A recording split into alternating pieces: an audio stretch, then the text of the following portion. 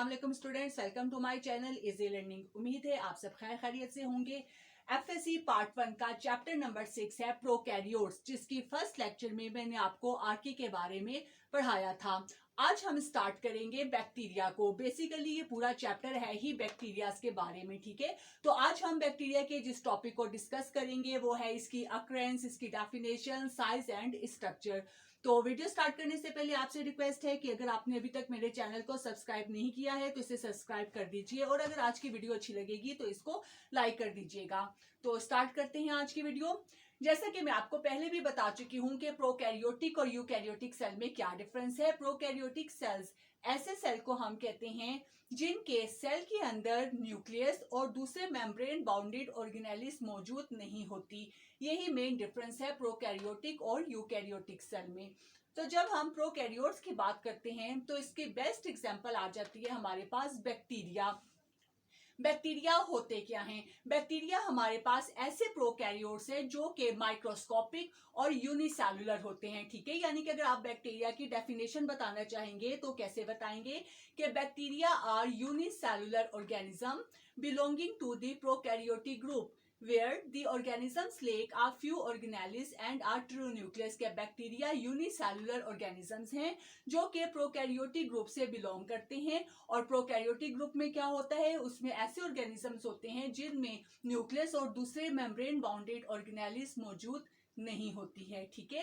अब बैक्टीरिया पाए कहाँ पे जाते हैं? अगर हम इसकी अकरेंस की बात करें तो अर्थ में जहां जहां लाइफ पॉसिबल है वहां पे बैक्टीरिया मौजूद होते हैं। कोई भी ऐसी जगह नहीं है जहां पे बैक्टीरिया मौजूद नहीं होते। They are found everywhere, in air, in water, in soil, on skin, even के लिविंग बॉडी के ऊपर और अंदर भी मौजूद होते हैं। और even they are present on dead organisms, ठीक है। यानी कि कोई भी ऐसी जगह नहीं है जहां पे बैक्टीरिया मौजूद नहीं होते हैं।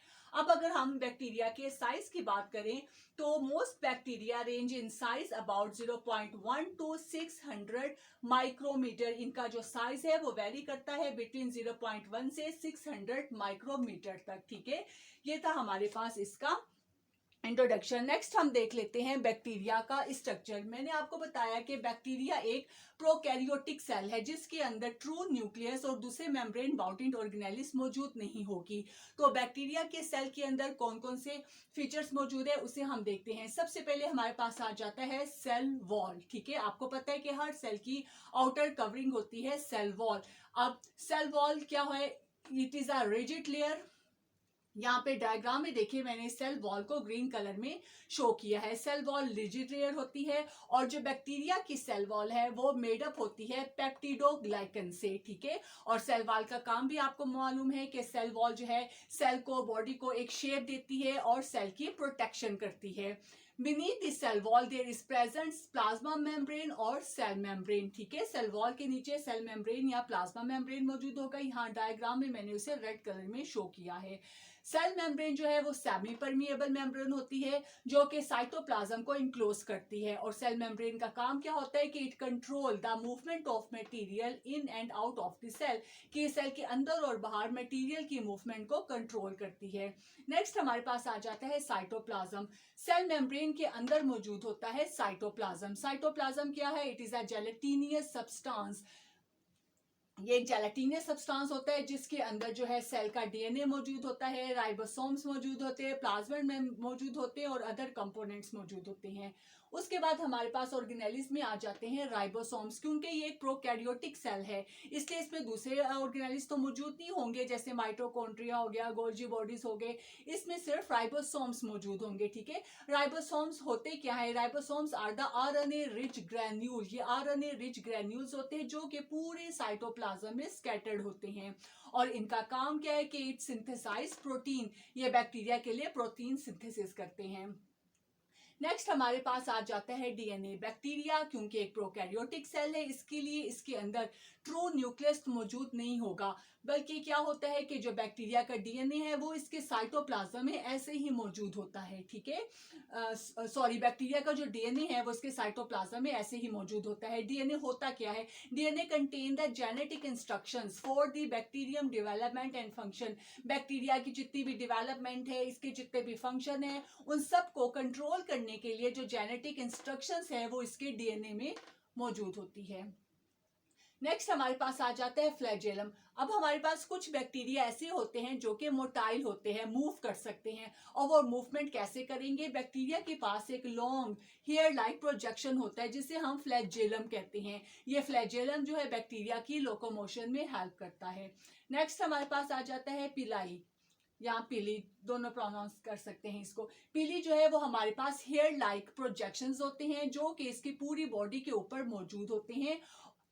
Pili are the hair like projection, और इसका काम क्या होता है? It help bacteria stick to surface and transfer genetic material. अब बैक्टीरिया जब किसी चीज के ऊपर जाके स्टक ऑफ होता है तो ये जो पिल्ली हैं उसकी मदद करते हैं स्टक ऑफ होने में, ठीक है, और ये जेनेटिक मटेरियल की ट्रांसफर में भी हेल्प करते हैं। नेक्स्ट हमारे पास आ जाता है कैप्सूल। अब कुछ बैक्टीरिया हमारे पास ऐसे होते हैं जिनके सेल वॉल के बाहर एक एक्स्ट्रा लेयर मौजूद होती है जिसे हम कहते हैं कैप्सूल। ये कैप्सूल जो है अंडर अनफेवरेबल कंडीशन सेल की प्रोटेक्शन करता है। लास्ट में हमारे पास आ जाता है प्लाज्मिड। अब बैक्टीरिया की एक ऐसी करेक्टरिस्टिक्स है कि बैक्टीरिया के डीएनए के अलावा बैक्टीरियम के अंदर जो है डीएनए के सर्कुलर पीसेस भी मौजूद होते हैं, एक्स्ट्रा सर्कुलर पीसेस मौजूद होते हैं जिन्हें हम प्लाज्मिड्स कहते हैं, ठीक है। और जो circular rings of the DNA and it gives bacteria a selective advantage such as antibiotic resistant. अब ये जो प्लाज्मिड है बैक्टीरिया को एक सिलेक्टिव एडवांटेज देते हैं जो कि एंटीबायोटिक रेजिस्टेंस में हेल्प करता है। इसके अलावा जब हम बैक्टीरिया को जेनेटिक इंजीनियरिंग में इस्तेमाल करते हैं तो बैक्टीरिया के अंदर यही प्लाज्मिड इस्तेमाल किए जाते हैं जेनेटिक इंजीनियरिंग में, ठीक है। तो ये हमारे पास सिंपल सा स्ट्रक्चर था बैक्टीरिया का। अगर इसमें कोई बात आपको समझ ना आई हो तो आप कमेंट सेक्शन में पूछ सकते हैं। आज की वीडियो अगर अच्छी लगी हो तो प्लीज इसको लाइक कर दें और मेरे चैनल को सब्सक्राइब कर दें। इंशाल्लाह ताला इससे नेक्स्ट वीडियो में हम बैक्टीरिया की टाइप्स को डिस्कस करेंगे। तो तब तक के लिए इजाजत दीजिए। अल्लाह हाफिज।